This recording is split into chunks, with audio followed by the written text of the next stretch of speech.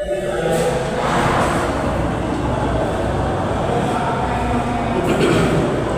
Afternoon students. देखिए, आज हम लोग नया चैप्टर स्टार्ट कर रहे हैं, chapter 2, force and laws of motion. ठीक है,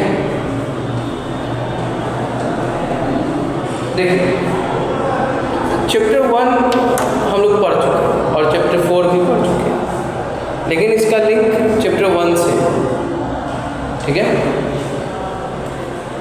चैप्टर 1 में हमने पढ़ा कोई बॉडी मूव करता है, मोशन में होता है,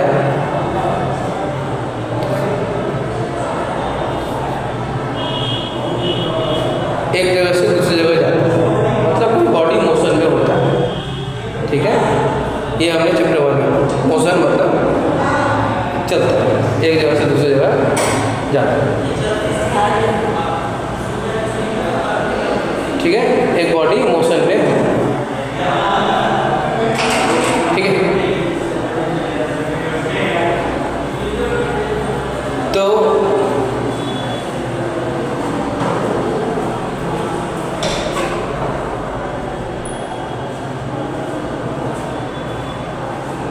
ठीक है, ये हमने देखा हुआ है।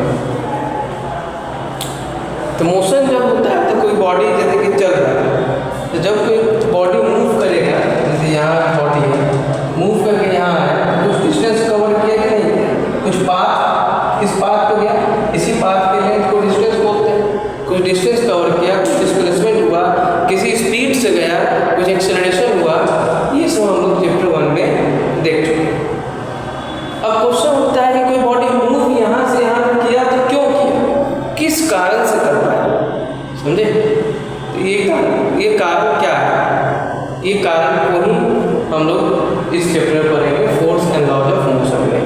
ठीक है, इस कारण में, और ये डायनेमिक्स के अंदर आता है।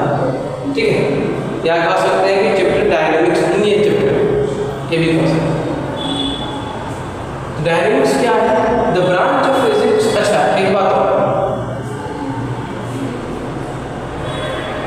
आप इससे पहले जो भी ध्यान समझिएगा,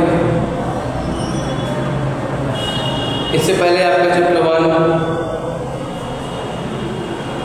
या चैप्टर 4 समझे हो या नहीं समझे हो, समझने का आपको घमंड और ना समझने का दुख, ये आगे होना नहीं है, समझे? इस चैप्टर को फ्रेश न्यू माइंड से पढ़ना है, एकदम फ्रेश, समझे? एकदम फ्रेश माइंड से पढ़ना है। ठीक है, ना समझने का दुख नहीं होना चाहिए इस ताकि इस चैप्टर खराब हो, ऐसा ना लगे कि पिछला चैप्टर खराब हो गया, ये चैप्टर खराब हो गया, ऐसा नहीं होता। अब चैप्टर खराब होने का कई कारण हो सकते हैं, आप रेगुलर नहीं आए होइएगा या ध्यान नहीं दिए होइएगा, तो उस सब कमियों को दूर कीजिए। ठीक है, रेगुलर आइए और इसमें ध्यान दीजिए। The branch of physics in which we study the cause of motion of body. Branch क्या होता है? तो फिजिक्स के वो ब्रांच जिसमें हम लोग कॉज ऑफ मोशन को पढ़ते हैं, मतलब बॉडी क्यों मूव किया, उसके कारण को। कॉज ऑफ मोशन के लिए सबसे पहला स्टेटमेंट जो दिया गया है वो अरस्तु द्वारा दिया गया है, अरस्तु द्वारा, एरिस्टोटल, इंग्लिश में एरिस्टोटल लिखा है, हिंदी में अरस्तु पढ़ते हैं इसको।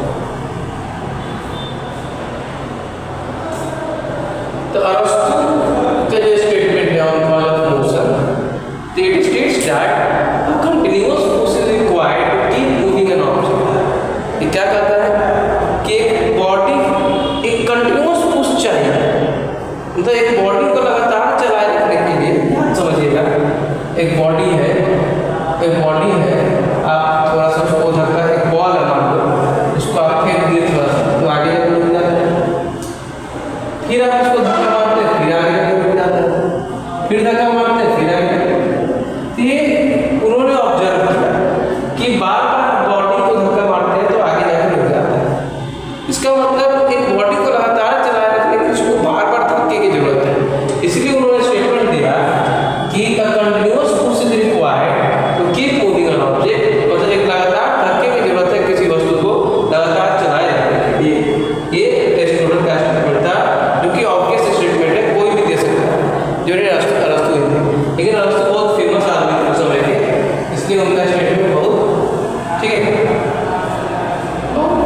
ध्यान से दिया जाता है।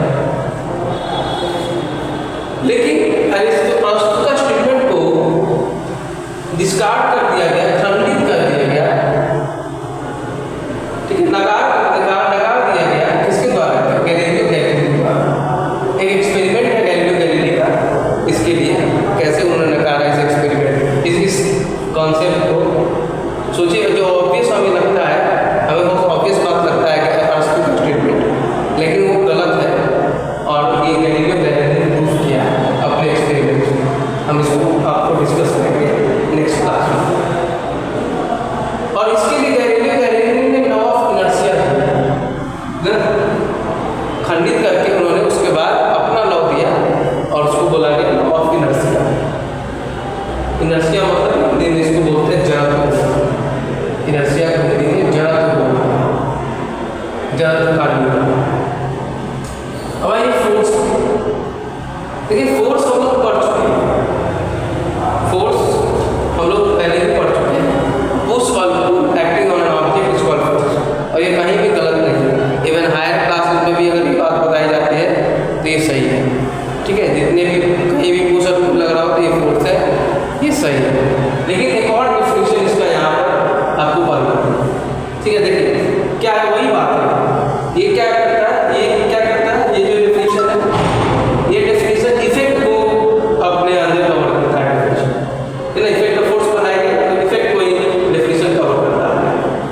अब force is a physical cause, physical मतलब बाहरी, फिजिकल मतलब कोई भी चीज बाहर। तो फोर्स फिजिकल कॉज, बाहरी कारण है, which tries to change और change the state of rest। मतलब अगर कोई बॉडी रेस्ट में है तो ये फोर्स ट्राई करता है कि उस बॉडी को मोशन में ला दे, या फिर ला भी देता है। जैसे दीवार पर हम धक्का मारते हैं तो दीवार मोशन में आ जाता है, दीवार मोशन में नहीं आता, लेकिन फोर्स कोशिश किया। वहीं अगर बॉल हो, अब बॉल को धक्का मारे तो बॉल मोशन में आ जाता है। मतलब फोर्स कोशिश कर सकता है, जैसे दीवार के केस में, और बॉल के केस में मोशन में ला भी सकता है।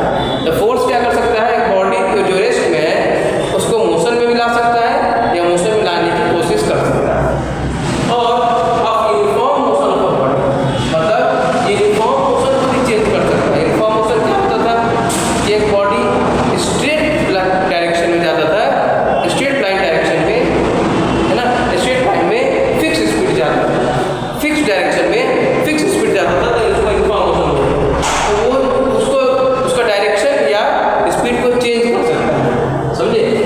और उन्हीं इसी डेफिनेशन को और इलैबोरेट करके इन 5 में लिखा गया है। इसको हम आपको पढ़ा भी चुके हैं पहले,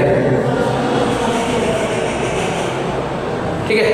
इसको हम आपको पहले ही पढ़ा चुके हैं। आइए इसके ऊपर एक और चैप्टर 4 में पढ़ाया था, ठीक है। Effect of force, it can move a body from rest.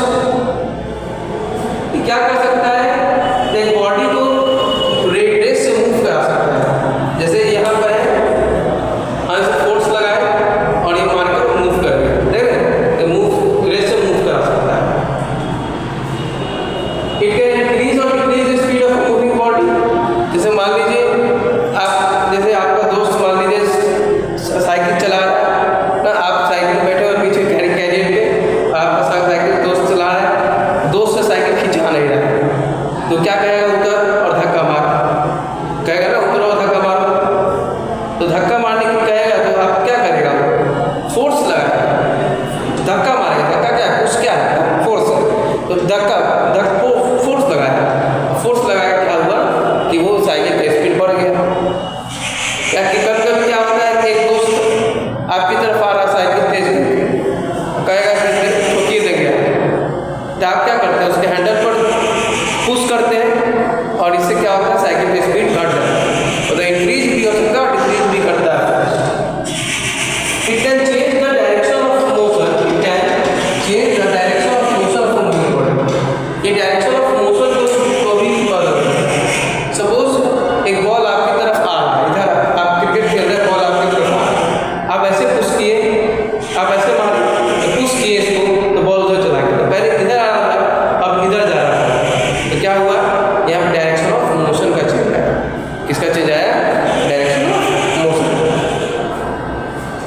ठीक है। It can stop a moving body, ये चलती वस्तु को रोक भी सकता है। ये क्या कर सकता है? चलती वस्तु को रोक भी सकता है, ठीक है। जैसा आप मान लीजिए कोई दोस्त आ रहा है आपके पास साइकिल चला के, आप ऐसे धक्का मारे तो साइकिल रुक जाता है। It can change the shape and size of moving body, of a body that, ठीक है। It can change the shape and size of a body. जैसे मान लीजिए आप ये पेपर देख रहे हो, ये पेपर रेक्टेंगुलर शेप में है, लंबा है, चौड़ा है और पतला है, ठीक है। आप पेपर देख सकते हैं सब तरफ से। अब हम क्या किए, इस पर देखिए अंगूठा, देखिए मेरा अंगूठा, इसको लगातार अंगूठा देखिएगा मेरा, देखिए अंगूठे को ध्यान से देखिएगा, अंगूठा को, तो अंगूठा क्या कर रहा है? लगातार पुश कर रहा है, इसको अंदर की तरफ पुश कर रहा है, फोर्स लगा, जिसके कारण इसका शेप और साइज बदल गया। अब देखिए कैसा हो गया, स्फेरिकल हो गया। शेप कैसा हो गया? पहले रेक्टेंगुलर था, अब स्फेरिकल हो गया। पहले लंबा था, चौड़ा था, पतला था, अब हो गया कम लंबाई, कम लंबा, कम चौड़ा, लेकिन मोटा हो गया। सुना? शेप और साइज को भी चेंज किया। पहले रेक्टेंगुलर शेप में था, स्फेरिकल शेप में आया। साइज में क्या चेंज आया? लंबा, चौड़ा और पतला था, अब ये, ठीक है, छोटा और मोटा हो गया। कोई दिक्कत? तो आज के लिए समझ में आया? तो आई थिंक यहाँ तक कोई दिक्कत नहीं होनी चाहिए, ठीक है। तो आज इंट्रोडक्शन क्लास था चैप्टर 2 का, आज के लिए इतना ही, ठीक है। फिर मिलेंगे नेक्स्ट क्लास में, ठीक है बच्चों।